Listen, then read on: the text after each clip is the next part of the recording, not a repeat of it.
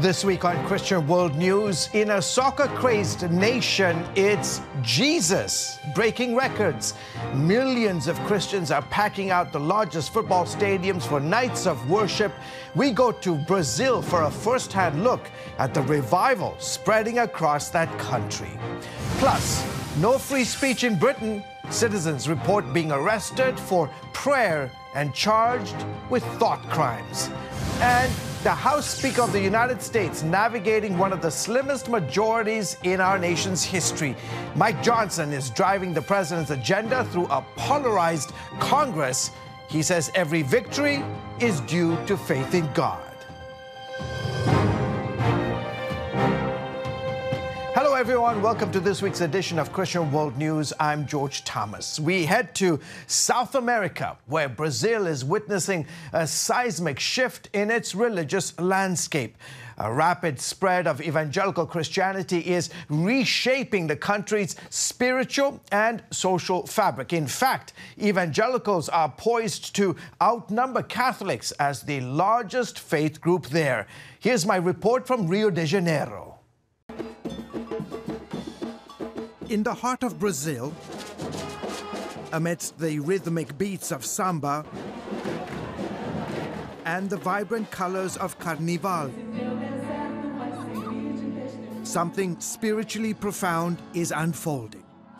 We are on the verge of a religious change in Brazil. Sociologist Jose Alves tells CBN News that if there's one image that symbolizes Catholicism's influence here, it's Rio de Janeiro's 98-foot-tall Christ the Redeemer.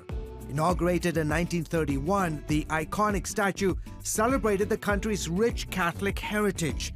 94 years later, Alves says the faith's dominance is rapidly declining. In 1950, 93% of Brazilians identified as Catholics. The church was losing about 1% of followers every decade. However, from 1991 onwards, the Catholic Church started to lose 1% of followers every year, resulting in a dramatic drop. Evangelical Christianity, once a minority faith here, is now growing at unprecedented levels. What you're looking at there on your screen is this beautiful blue structure known as the Cathedral of Brasilia. It is one of the largest Catholic churches here in Brazil's capital city. The surveys show that what was once the world's largest Catholic nation will by 2030 be overwhelmingly evangelical. Signs of this growth are everywhere. Megachurches dotting the landscape, filled with thousands of worshipers each week. From Andrea Fernandez's church in Sao Paulo, we are living in the fulfillment of a promise. For many decades, we have heard that Brazil would experience a wave of revival that would be exported around the world. And I believe that this is what we are experiencing at this moment. To Lurival Pereira's congregation in the Amazon region, boasting more than 10,000 members across some 600 cell groups. The foundation of our growth is these cells. The real revival is taking place outside the church walls. Every day, people are meeting in small groups in homes. It's the biblical model. To J.B. Carvalho's church in the capital city of Brasilia. We started the church in 2003 with only 25 people. Today, we have about 12,000 people in Brasilia alone. We also have another 15,000 people in Fortaleza. Our churches are spread throughout Brazil. To Silas Malafais's church in Rio de Janeiro, one of the largest and most influential Pentecostal churches in Brazil, with more than 100,000 members. In the next 7 years or so, we will be the majority in the country. Today, we make up about 35% of the population, and God's kingdom has influence in every corner of Brazilian society. Marcelo Crivella, a well-known evangelical pastor turned politician, once served as mayor of Rio de Janeiro. He says that years ago, evangelical Christians hesitated to get involved in politics, but that's no longer the case. More than 30% of the country's legislators are now evangelical. We are more than 140 deputies and more than 20 senators. Many of them gather each Wednesday in the halls of Brazil's Congress for worship and prayer. The country's first evangelical church opened in 1922, By 1990, that number had grown to more than 7,000 congregations. Nearly 30 years later, it grew to over 109,000. The growth so staggering that one study found 70 new evangelical churches opening every day across Brazil. Now in Brazil, 550,000 churches. As Anette Rodriguez says, this dramatic transformation began, as in many great movements, with the most profound of practices, prayer. I've always believed that prayer is like planting. You plant, plant, plant, and at some point it will sprout, and then the explosion will come. Those who have been tracking the explosive growth of the evangelical movement here in Brazil say worship has played a monumental role in the church's growth. And one Christian artist, above all, has been at the center of it all.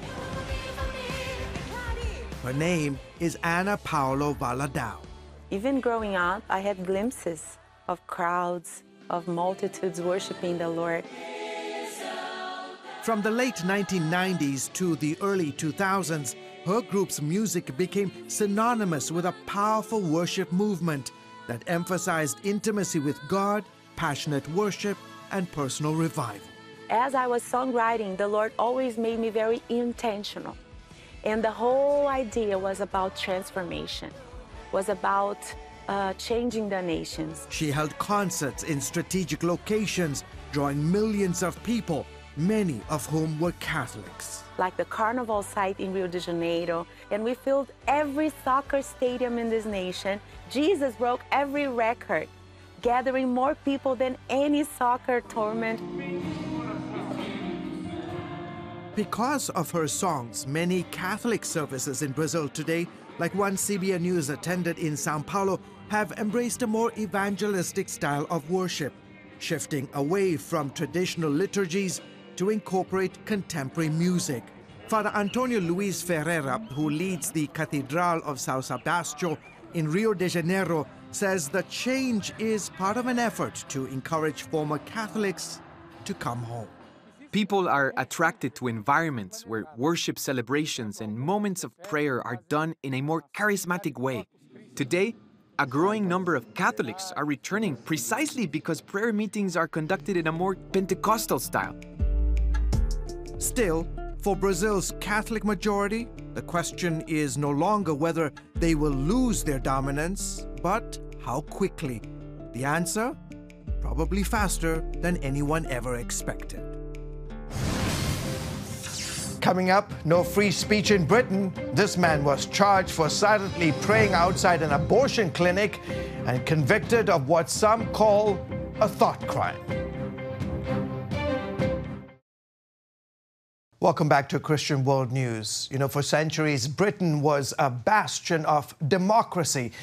Today, it's become a bastion of censorship. Police hunt down and charge anyone who expresses what the government says is a wrong idea. Dale Hurd brings us that story from London. When a British lawyer and free speech advocate wanted to test the United Kingdom's censorship laws, she tweeted that perhaps her cat is a Methodist because it likes Dreamy's cat treats. Then she asked a friend to report her for hate speech against Methodists to see what might happen. And local police issued a case number. Sarah Phillimore then tweeted more nonsensical posts about her pets and says she now has a police record. And it was recorded under the heading, "A Barrister Posting Hate."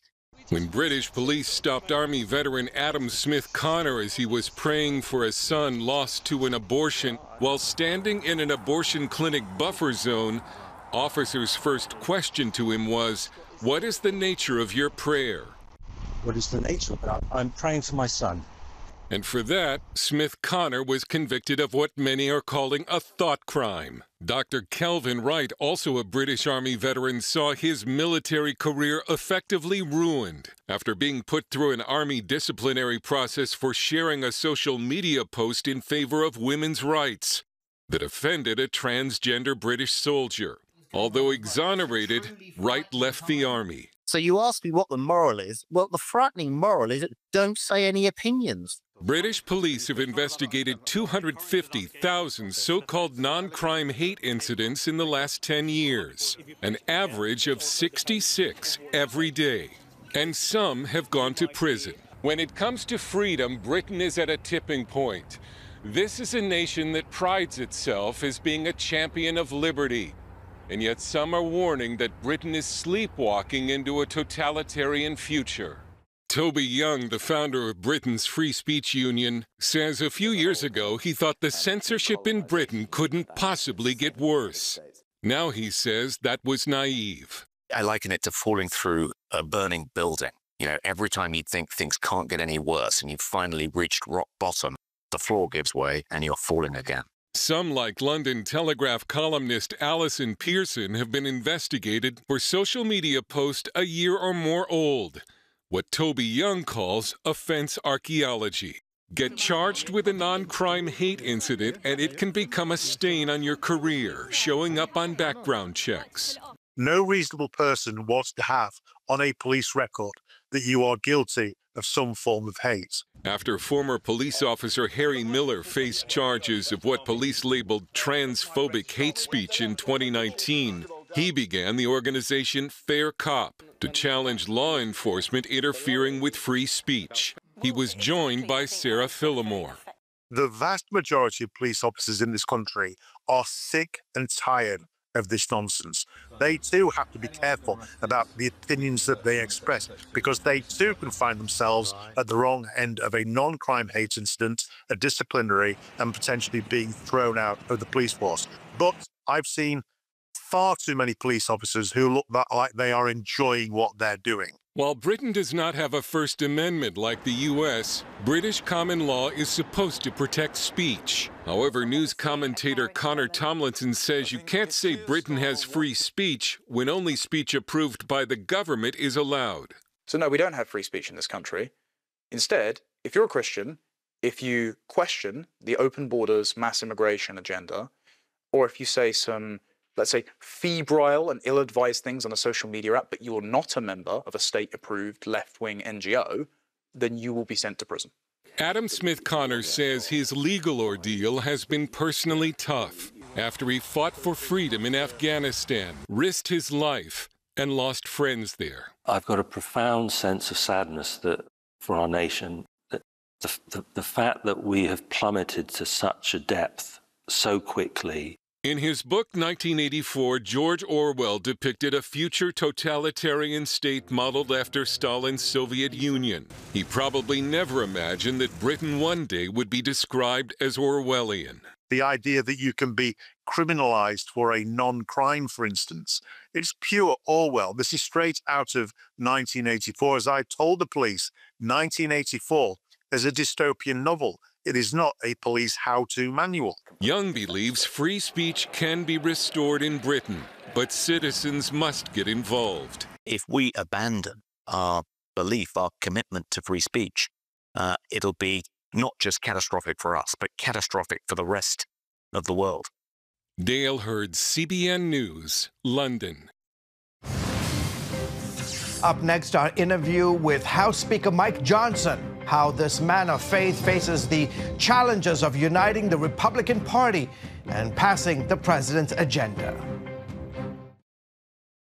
Welcome back to the broadcast. So far, House Speaker Mike Johnson has successfully navigated President Trump's legislative agenda through Congress.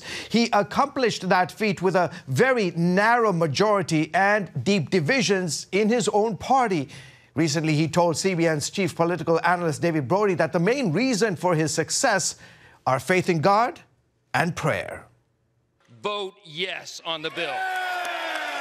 For Mike Johnson, cheers from fellow Republicans have been both heartfelt and well-earned. He's managed to squeeze out challenging legislative wins with virtually no room for error, just a 3-seat majority and a party full of divergent views. It culminated with delivering President Trump's big, beautiful bill right on July 4th. You've said all you've ever aspired to be was a fireman, And congrats, because you're Speaker of the House. You are now putting out literally 5 alarm fires every single day. What has this been like to kind of deal with getting all of this legislation, lots of different things passed, but the big, beautiful bill especially? What is the secret sauce, if you will? Well, for me, I'm pretty open about this. It's a matter of faith, you know. I quote often John Quincy Adams. He said, duty is ours, results are God's, right? So that's a very liberating way to live. It is my biblical worldview. You know, we be faithful in the little things that God puts before us today, and then he takes care of the rest. And so that's what I do here. There's a lot of patience and prayer that delivers all these legislative victories. It's not pulling rabbits out of a magic hat, as some people have tried to analogize the last few days. It's a lot of work that goes into this, and frankly, a lot of faith. And the commander-in-chief clearly shows faith in Johnson. If you keep up this pace for another week, you go down as the greatest speaker in the House in history. He's been going at a fervent pace. Would you say that's right? Your wife probably says, you are crazy. You've been aging beautifully at front. This first 6 months of the Trump administration has been the most productive and most effective, arguably, of any in history, and all of U.S. history. I mean, since the founders' era, because you have a close alignment between the White House and the Senate and the House. And they had one more element, a plan. We thought very deliberately and carefully about how we would go about the first 100 days, the first 300 days. This was all planned. And now we're implementing those plans. And the Democrats made a major mistake, tactical error, by giving President Trump 4 years and all of us to plan for what this would look like. Democrats, though, argue Johnson and the GOP made a big tactical error with the signature legislation that will cost them their majority in next year's midterms. They call it wholly immoral. They say food assistance, Medicare, some of these cuts and all of that, they call that immoral. But what is the morality here, the way the Republicans, the way you guys see it? I'm glad you brought it up. Food assistance and Medicare aren't touched in this program. No one is going to lose their health care. They're going to try to pretend that they have the upper hand on the morality. I love the debate, and I'm anxious to engage in it any place, anytime. What we did in the Big Beautiful Bill is exactly along the moral standards and something we're proud to do. Because what we did, for example, instead of taking health care away from people, what we did is we strengthened the safety net programs. So what we've done is we've reintroduced a work requirement, right? 20 hours a week, by the way, not draconian requirements, but all you have to do is have a job, be looking for a job, be in a job training program, or volunteer in your community for 20 hours a week if you're going to be on Medicaid. It comports with common sense and morality. Work, we find our dignity in work. It's good for a young man to have to help pull the wagon and not ride on it. That's the right and moral thing to do. Speaker Johnson's confidence goes beyond that morality to something bigger and providential. After seeing both the assassination attempt in Pennsylvania and Florida fail, Johnson became convinced that Trump would win the presidency. He shares with us what he told the president during those days. Scripture's clear. God is the one that raises up those in authority, and he has selected you. To me, it seems obvious you're going to win another term. And what a profound thing it is to be raised up by God to lead the greatest nation in the history of the world for the second time. He thinks of it that way as well. And you hear him use that language himself in recent months and since the inauguration. Johnson believes it changed Donald Trump, which has led to an extremely effective second term, especially when it comes to working with Congress. President Trump's head and heart are in exactly the right place right now, where the American people need them to be, and that where we want him to be. He thinks very contemplatively, very deliberately in his decision process. It's become a match, some might say, made in heaven. Johnson and Trump seem like an unlikely pair for sure. A brash New Yorker and a jovial evangelical from Louisiana. But it works. Eventually, Johnson won't have Trump at his side as he eventually rides off into the sunset. But the battle for America will soldier on. So we're going to be in a contest between actual worldviews, between two competing visions on who we are as Americans and who we're going to be. And I think our party has a very important role. MAGA is part of that. And it'll be an interesting time for the next 250 years of the country. In the interim, Mike Johnson is just taking it one day at a time, rejoicing always and praying without ceasing. David Brody, CBN News, Washington. Finally this week, for churches across the country, summertime means Vacation Bible School. For more than 100 years, VBS has provided children a week-long faith-based experience combining learning with fun and fellowship. Wendy Griffith shows us how it happens. Excitement fills the air at Kempsville Baptist Church in Virginia Beach on a Wednesday night as children from kindergarten through 5th grade show up for their 3rd night of Vacation Bible School. Bible lessons combined with games, crafts, music, and other activities engage the young people while helping them grow in their faith. This year's focus is magnifying the Lord. And it is all about seeing the bigness of God in the small details of His creation. For a generation of kids that is plagued with isolation, that's plagued with anxiety and loneliness and worry, to have a message that the God of the universe is never too busy for you, that He sees you and knows you and loves you. He made you. You are not a mistake. He knows how many hairs are on your head. In addition to the activities, many children receive Jesus during their time here. I think at least every year we have 1 or 2 kids that come to know the Lord, and then we see them plant that seed to their families as they go back home also, and then we've had families come attend our church through this also. According to research, nearly 3 million children will attend a Lifeway Vacation Bible School this summer, and about 70,000 making a personal decision to follow Christ. As for trends, Thomas says more churches are starting to customize VBS for greater reach and impact. And so we'll see a lot of churches who are pivoting from a 5-day traditional VBS setting to maybe doing that across multiple weeks in the summer for a midweek program. We'll see them who will do it just in a weekend. Can we do it in 3 days or 4 days? Could we do even an all-day VBS? And judging from their smiles, there's no place these kids would rather be on a hot summer night. Tell me what you love about Vacation Bible School. I love meeting new people and dancing to the songs. It makes me feel closer to God and Jesus, and it's really fun, so yeah. What have you learned about Jesus this week? That we need to magnify Him. What does that mean to you? It means like I get to get closer to God and get to learn about Him, follow Him. Wendy Griffith, CBN News, Virginia Beach. Folks, thank you so much for joining us this week. Until next week, goodbye, and as always, God bless you.